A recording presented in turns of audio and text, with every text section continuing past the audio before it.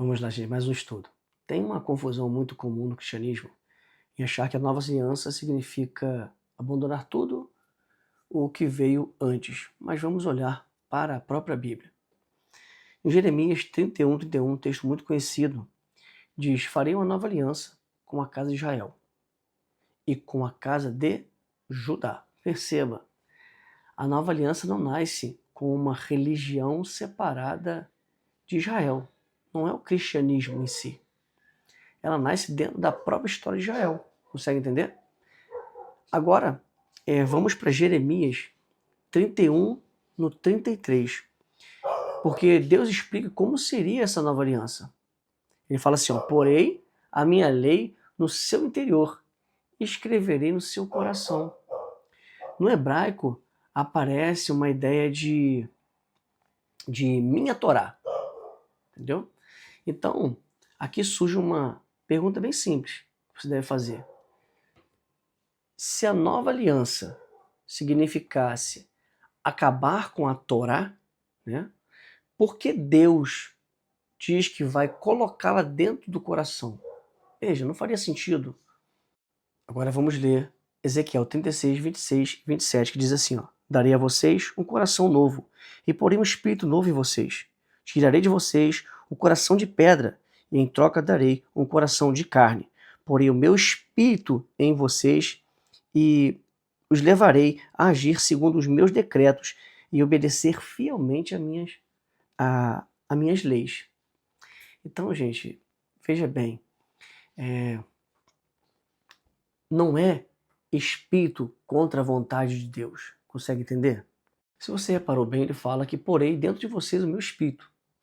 E qual seria o resultado? O próprio texto diz que o espírito faria o povo andar nos estatutos de Deus e guardar seus juízos. Então, a sequência bíblica é bem simples.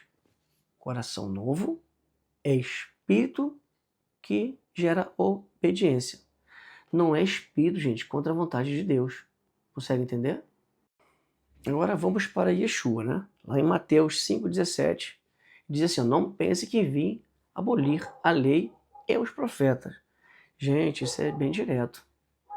Ele não disse assim, ó, eu vim destruir tudo o que veio antes. Ele poderia falar isso, mas ele diz exatamente o contrário.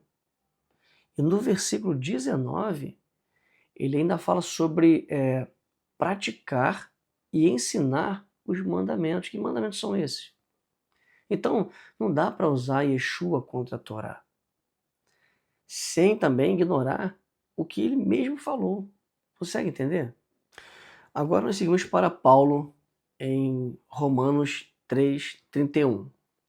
Paulo pergunta assim, ó, anulamos então a lei pela fé? Ele mesmo responde, de maneira nenhuma. Depois em Romanos também 7:12, ele diz, a lei é santa e o mandamento santo, justo e bom.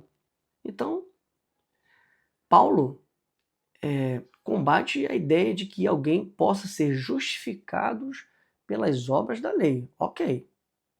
Mas isso não significa que ele chama a lei de algo ruim. Muito pelo contrário. Agora chegamos até a carta dos Hebreus. Hebreus 8 fala de uma nova aliança e diz que a primeira ficou antiga. Opa, vamos com calma. Mas no mesmo capítulo, em Hebreus 8:10, o autor cita o quê? Jeremias. E diz o quê? Porei minhas leis na mente deles e as escreverei no seu coração. Então Hebreus não está ensinando que Deus ficou sem lei. Não é sobre isso. Ele está ensinando que existe uma transformação da aliança, da mediação e do sacerdócio. Conseguiu entender isso? A nova aliança muda muita coisa, realmente.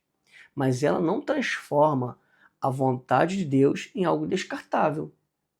Então, na minha concepção, qual é o erro? O erro é dizer, a antiga aliança ficou velha, então todo o Antigo Testamento perdeu valor.